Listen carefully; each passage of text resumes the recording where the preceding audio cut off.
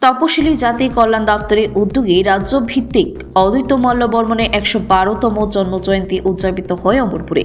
অমরপুর অদ্বৈত মল্ল বর্মন সরকারি মহাবিদ্যালয় প্রাঙ্গণে অদ্বৈত মল্ল বর্মনের জন্মদিবসটি উদযাপিত হয়।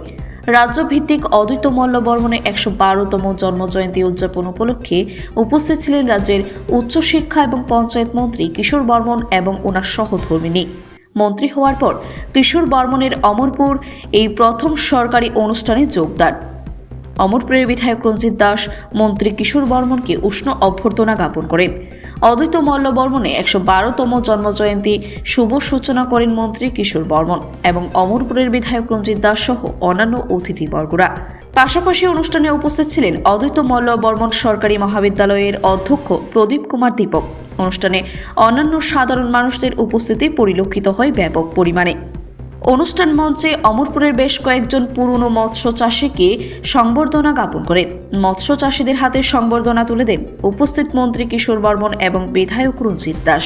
অদ্বৈত মল্ল বর্মনের জন্মজয়ন্তী উপলক্ষে সপ্তাহব্যাপী বিভিন্ন প্রতিযোগিতামূলক অনুষ্ঠানে অংশগ্রহণকারীদের হাতে পুরস্কারও প্রদান করা হয়। পরিশেষে মঞ্চে অদ্বৈত মল্ল বর্মনের জীবন কাহিনী তুলে ধরেন মন্ত্রী কিশোর বর্মন।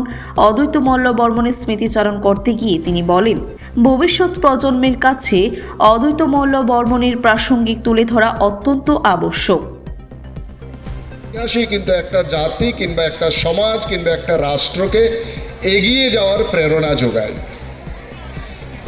অদ্বৈত মল্ল বর্মন যেই সমাজ থেকে আসেন, আমার পূর্ববর্তী বক্তারা সেই সমাজের সেই সময়কার যে পরিস্থিতি, সেই পরিস্থিতি সম্পর্কে আমাদের সামনে তুলে ধরেছেন।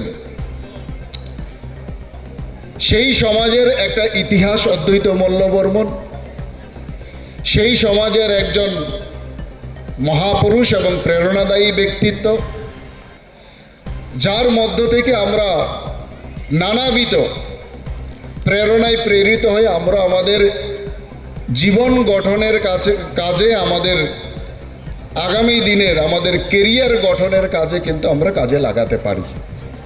তো সেই কারণে সেই ধরনের ব্যক্তিত্বকে স্মরণ করা হয় এবং সেই ব্যক্তিত্বকে কাছ থেকে আমরা প্রেরণা নিয়ে আগামী দিনে এগিয়ে চলার আমরা সেখান থেকে শক্তি এবং সামর্থ্য আমরা সেখান থেকে অর্জন করি। ব্যুরো রিপোর্ট, খবর জনস্বার্থে।